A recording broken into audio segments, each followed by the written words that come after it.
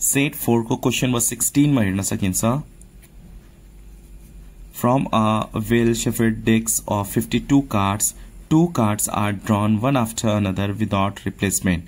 Question number A मा हेर्न सकिन्छ यहाँनिर A and B are two mutually exclusive events. Then what is the probability of A union B? Right, we have to write on the formula of A union B when A and B are mutually exclusive events.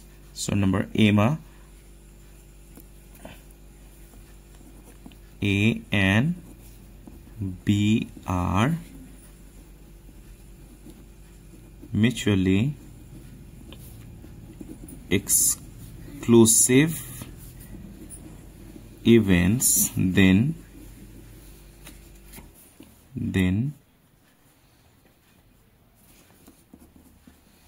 probability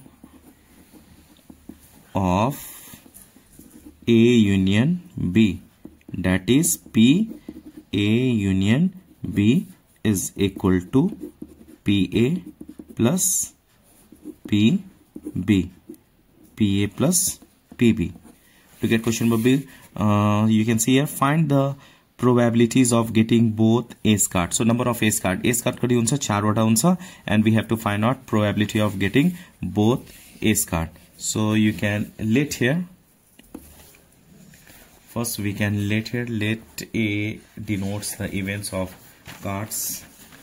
I think you can write, or we can write directly here, number of ace card is equal to 12, and total number of cards or total cards is equal to 52. हामीले के find out गर्नुपर्ने छ यहाँनिर both ace card. What is the probability of getting both ace card? Yes, so we can write here P A and A, or you can write on intersection A intersection A. So here ace card, first ace card and second also ace card. So probability of getting first ace card, probability of getting second ace card. So what is the probability here? Total number of ace card here 12. Oh, I wrote a face card. Ace card that is 4. So 4 by 52. Total ace card भनेको 4 हुन्छ. So 4 by 52. अब यो without replacement को question छ, त्यही भएर number के हुन्छ, डिक्रिज हुन्छ, डिक्लाइन हुन्छ. सो सुरु एउटा कार्ड निकालिसकेपछि, एस कार्ड निकालिसकेपछि टोटल नम्बर अफ कार्ड्स कति हुन्छ 51 हुन्छ, र total number of ace card कति हुन्छ 3 वटा हुन्छ. यस 3 हुन्छ, किनभने एउटा कार्ड आइसकेछ. So 3 by 51. Let's calculate this one. 4 1 4, 4 1 4, 4 3 12. After that you can see here 3 1 3, 3 1 3, 21, 3 7 21. So 1 into 1 1 divided by 13 into 17, we get here 221. Number C. Question number C मा हेर्नुस्. Question number C मा क्वेशनले के भनेको छ, so the probabilities of all outcomes of getting and not getting an ace card. यहाँ हामीले के निकाल्नु पर्ने, possible outcomes show गर्नु पर्ने छ. So the probabilities of all possible outcomes of getting and not getting ace card. There are 4 ace card. Yes or not? 4 ace card हुन्छ. So number of ace card is equal to 4, and total number of cards is equal to 52. I'm like, what we have to show, getting and not getting ace card. So what is the probability of ace card? 4. So we can write here 4A, and probability of not getting ace card. Ace card बाहेक कतिवटा card हुन्छ 52 मा 48 subtract गर्दिने. So 48. यो चाहिँ बुझ्नु होला है. क्वेशनले के भनेको छ, we have to show the possible outcomes of getting and not getting ace card. Getting ace card, so ace card कति हुन्छ 4 हुन्छ, र not getting ace card बाहेक अरु कार्ड्सहरु कतिवटा हुन्छ 48 वटा हुन्छ. सो सुरुमा एउटा कार्ड निकाल्दाखेरि के एस कार्ड पर्न जान्छ कि नन एस कार्ड पनि आउन सक्छ. सुरुमा एउटा कार्ड त्यो डेकबाट कार्ड निकाल्दाखेरि कि एस कार्ड आउन सक्छ कि नन एस कार्ड पनि आउन सक्छ so what is the probability of getting ace card कतिवटा एस कार्ड छ 4 छ सो 4/52 नन एस कार्ड कति छ 48/52 यो क्वेशन विदाउट रिप्लेसमेन्ट को छ त्यही भएर नम्बर के हुन्छ डिक्रिज हुन्छ सो सुरुको एस कार्ड आको छ भने नेक्स्ट पनि एस कार्ड आउन सक्छ कि नआउन पनि सक्छ एस कार्ड नआउन पनि सक्छ त्यही भएर हामीले यहाँनिर कम्प्लिमेन्ट लेखेका छौं सुरुमा नन एस कार्ड आयो भने एस कार्ड आएन भने सेकेन्डमा के एस कार्ड आउन सक्छ कि नन एस कार्ड भनेको अरु नम्बर 2 3 4 किङ क्वीन ज्याक यस्तो खालको आउन पनि सक्छ त्यसलाई हामी नन एस कार्ड डिनोट गरेका छौं ए कम्प्लिमेन्ट डिनोट गरेका छौं र सुरुमा एस कार्ड आयो भने सेकेन्डमा एस कार्ड आउँदाखेरि नम्बर के हुन्छ डिक्रिज हुन्छ एउटा त आइसक्यो एउटा कार्ड आइसकेपछि एस कार्ड के हुन्छ डिक्रिज हुन्छ 4 थियो अब के हुन्छ 3 बाइ टोटल पनि डिक्रिज हुन्छ 51 अब नन एस कार्ड त आको छैन नन एस कार्ड कति छ 48 यो यताको नहेर्ने माथिको मात्र हेर्ने एस कार्ड आको छ नन एस कार्ड त आको छैन नन एस कार्ड 40 छ so 48 divided by total number will decrease एउटा कार्ड आइसकेपछि नम्बर के हुन्छ डिक्रिज हुन्छ अर्को कन्डिसन के छ सुरुको नन एस कार्ड आयो भने सेकेन्डमा के एस कार्ड आउन सक्छ कि नन एस कार्ड आउन सक्छ सुरुमा एस कार्ड आउने सम्भावना कति 4/51 एउटा कार्ड आएको छ टोटल डिक्रिज हुन्छ र नन एस कार्ड आइसकेको छ एउटा सो एस कार्ड आउने सम्भावना 4 नै हुन्छ अब फेरि सुरुको नन एस कार्ड छ भने what is the probability of getting again non ace card getting and not getting हामीले फाइन्ड आउट गर्दैछौं नट गेटिङ एस कार्ड एउटा नन एस कार्ड आइसकेको छ 48 थियो एउटा आइसकेपछि रिमेनिङ कति हुन्छ 47/51 टोटल नम्बर डिक्रिज हुन्छ now we have to write down here outcomes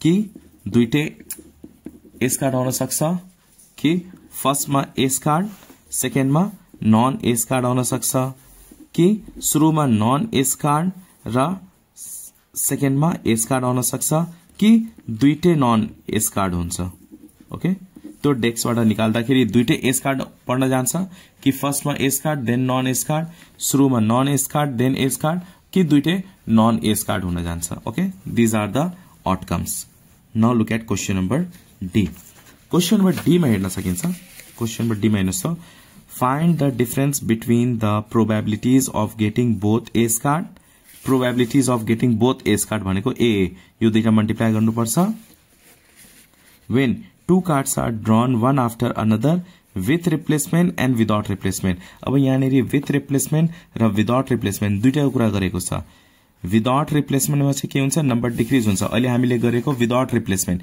replace नगर्ने एउटा कार्ड निकालिसकेपछि फेरि त्यसलाई त्यो डेकमा नराख्ने त्यो प्याकमा नराख्ने त्यो भनेको विदाउट रिप्लेसमेन्ट भयो तर क्वेशनले विथ रिप्लेसमेन्ट विदाउट रिप्लेसमेन्ट दुईटै कुरा गरेको छ डी मा विथ रिप्लेसमेन्ट भयो भने त्यो कार्ड निकाल्ने फेरि त्यो कार्डलाई त्यो प्याकेटमा राख्ने डेकमा राख्ने र अर्को कार्ड निकाल्ने त्यो टाइममा के हुन्छ नम्बर डिक्रिज हुँदैन सो हामी दुईटाको के हुन्छ डिफरेन्स निकाल्नु पर्ने हुन्छ so let's find out probability of getting both S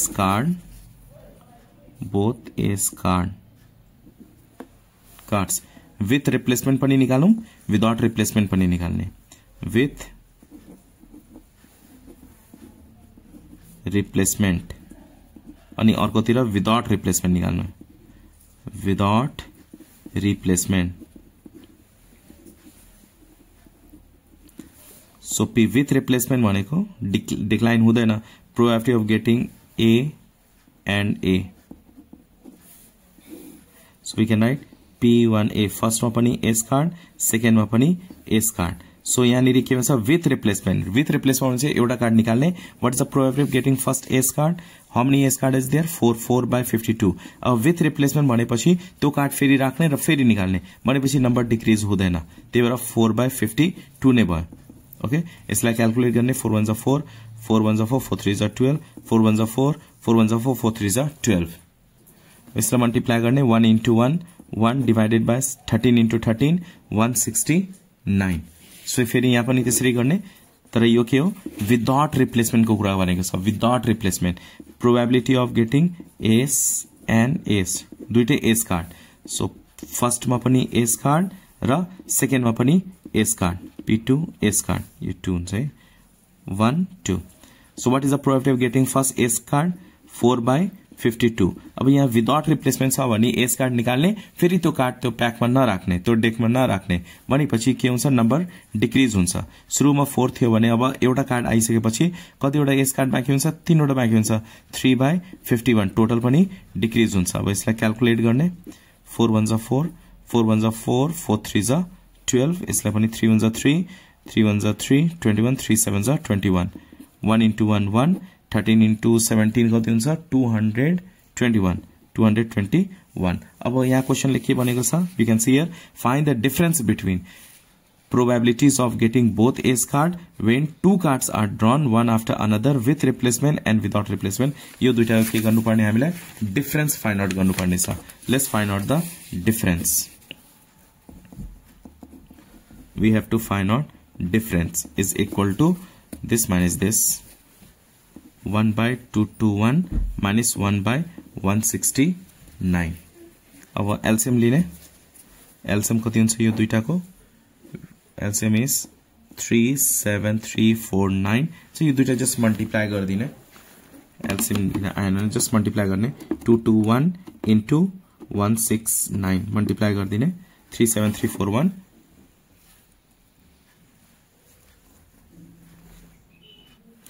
यो सानो चाहिँ यसलाई चाहिँ अगाडि राख्नु पर्ने थियो. Okay, 1/169 minus 1221. एलसीएम त यति नै आउँछ. यो र यो मल्टिप्लाई गर्ने. 221 माइनस यो दुईटा मल्टिप्लाई गर्ने 169. And when you subtract this two, how much we get? Subtract गर्दाखेरि कति हुन्छ? 52. 52/37349. एकपल्ट आफै पनि सबट्र्याक्ट गर्नु होला. यो चाहिँ सानो छ, यो चाहिँ सानो छ, त्यही भएर पछाडि राख्ने. यो ठुलो छ, त्यही भएर अगाडि राख्ने. अघि मैले सानोलाई नै अगाडि राखेको थिएँ. You have to interchange. र यो कुन नम्बरले डिभाइड हुन्छ? Let's divide this one. 13 ले जान्छ. 13 into 4 गर्दाखेरि 52. 13 ले जान्छ यो. 13 4 जा 13 ले यसलाई पनि डिभाइड गर्ने. 37349 divide by 13 and we get 2873. So 2873. So answer is 4 divided by 2873 is your answer. Reduce गरेर लेख्नु होला, डेसिमल में चाहिँ नलेख्नु होला. Hope you understand this question number 4.